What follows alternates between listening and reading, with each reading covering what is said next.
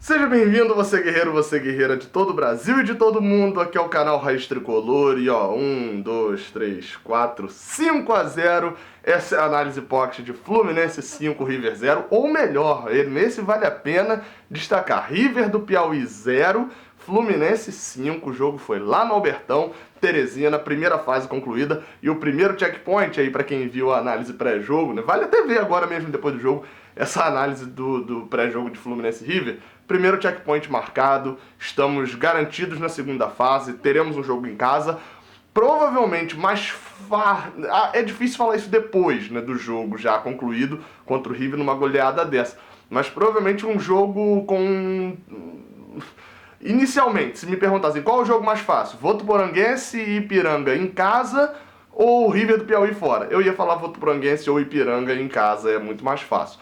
Esperamos que seja mesmo. O Fluminense deve jogar no dia 20, ou seja, quarta que vem tem Sul-Americana. Na outra quarta deve ter o Votuporanguense ou Ipiranga no Maracanã, o Fluminense jogando a segunda fase da Copa do Brasil. Se não for nesse dia 20, vai ser só na quarta-feira de cinza, no dia 6. Aí eu acho bem difícil, porque eu não lembro agora se o Flamengo estreia em casa no Maracanã na Libertadores, que esse já tem um jogo da Libertadores marcado para o dia 6. Ou seja, muito provavelmente deve ser no dia 20 a estreia do Fluminense. Mas eu não me apresentei, eu sou o Gabriel Amaral, essa aqui é a análise pós-jogo, e aí eu vou falar, ó, já utilizando como artifício aqui, ó, nome de todas as pessoas que acertaram lá no Instagram lá do Raiz Tricolor. Eu sempre boto no dia do jogo, eu boto lá pra você acertar o palpite. Quem acertou o palpite foram mais de 20 pessoas hoje.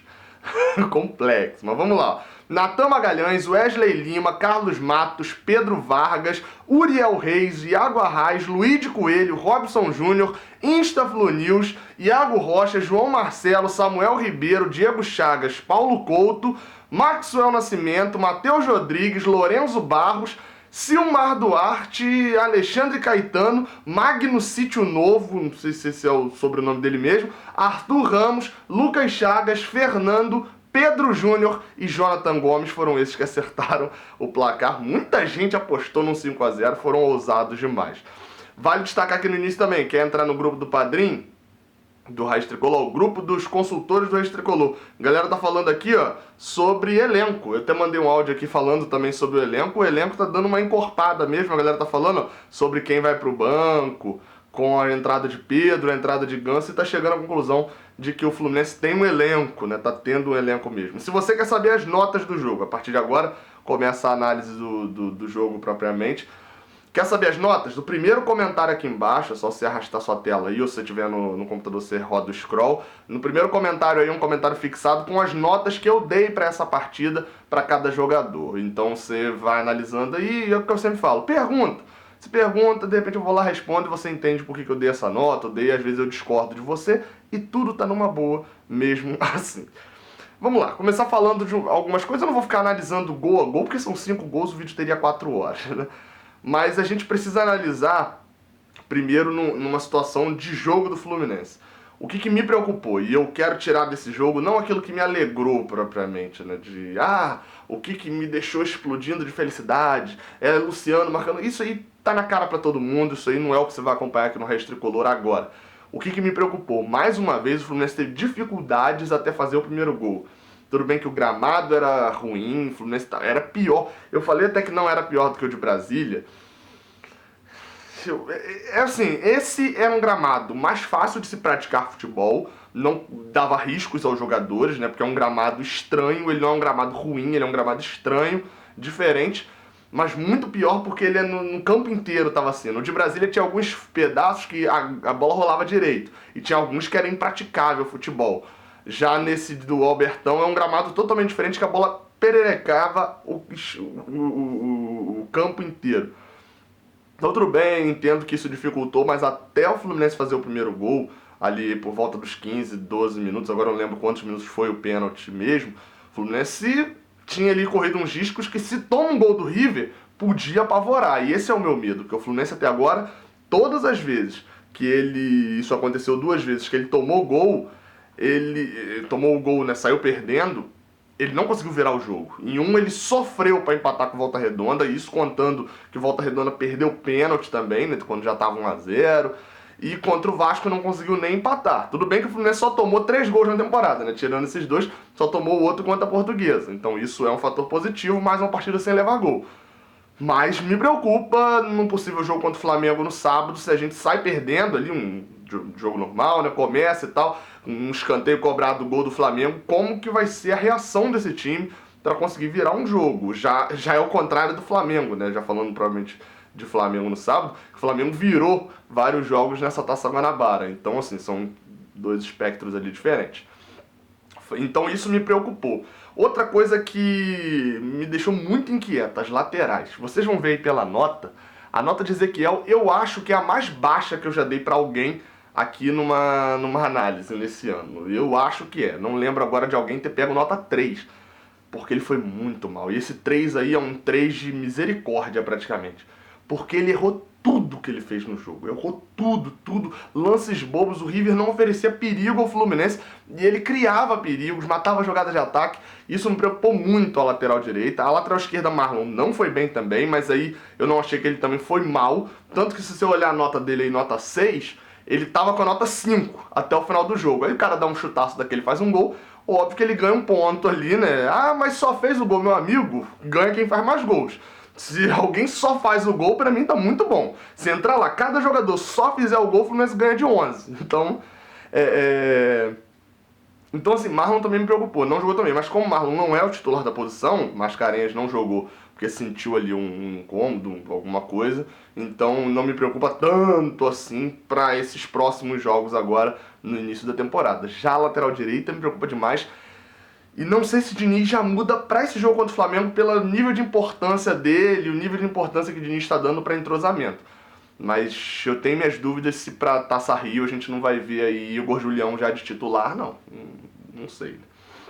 Vamos lá, falando agora do setor defensivo ali. Digão tá voltando hoje, não gostei da atuação do Digão. Matheus Ferraz mais uma vez muito mais seguro, dominando a zaga. Digão teve alguns erros bons, mas aí eu mesmo pensei, tava criticando o Digão bastante, pois eu mesmo pensei, pô, é a estreia dele na temporada. Ele jogou 17 minutos, aquilo não dá pra chamar de estreia dele contra o Volta Redonda. Ele começou a temporada agora, então a gente tem um desconto ali, ainda dá pra ele, em relação a ritmo de jogo e etc. É um pouco mais complicado. Já falando do setor de ataque, né? Vale destacar aqui Bruno Silva, uma nota boa, mais uma vez um leão dentro de campo, mas erra passes bobos, dá alguns moles que... E teve aquele negócio ali no final dele não gostar de ser substituído. Eu não entendi muito bem. Cara, tá 4-0 pro seu time. Acho que já tava 4-0. 4-0 pro seu time. Você tem um jogo importantíssimo no sábado. Tem Sul-Americana semana que vem. Você já tá classificadaço. O gramado tá ruim. Você reclama de sair? Não é hora disso. Não é hora disso. Isso. E é aquele negócio. Ah, passou de batido, né? Amanhã talvez alguém comente alguma coisa, já na quinta-feira todo mundo esqueceu. Esqueceu até o Fluminense entrar numa má fase, que todo time entra durante o ano.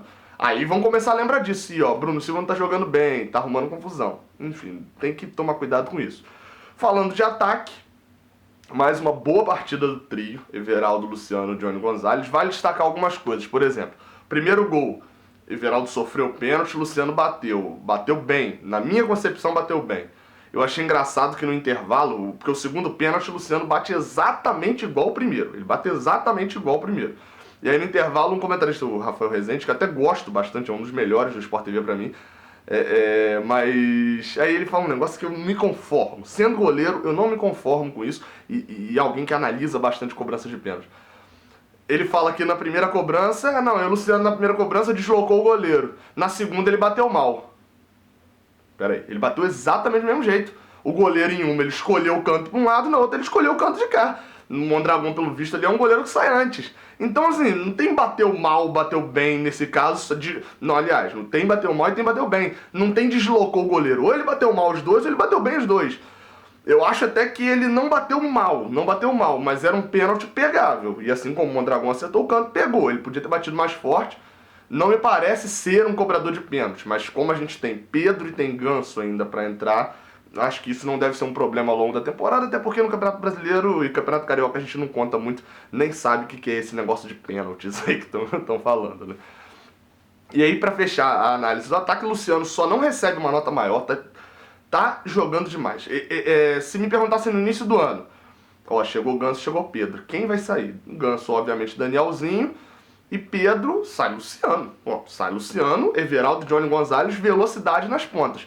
Já mudei de ideia completamente. Nesse caso, fica Everaldo pra mim, vai pro banco. E não é um ir pro banco com um demérito, é um ir pro banco pra ser utilizado.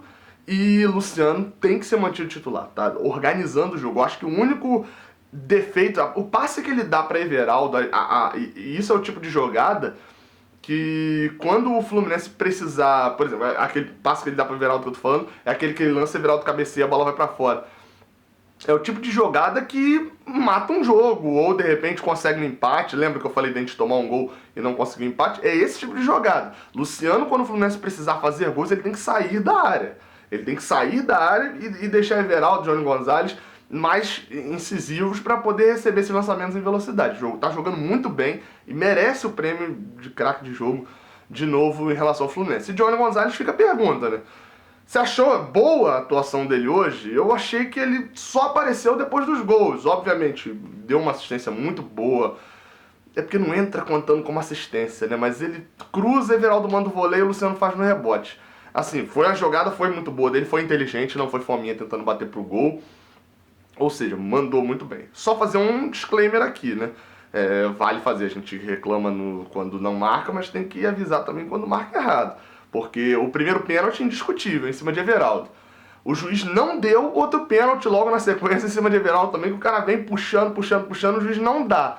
Mas o pênalti em cima de Johnny Gonzalez, pra mim, não foi nada. O cara dá o carrinho, trava a bola, ele olha o cara e se joga pra cima.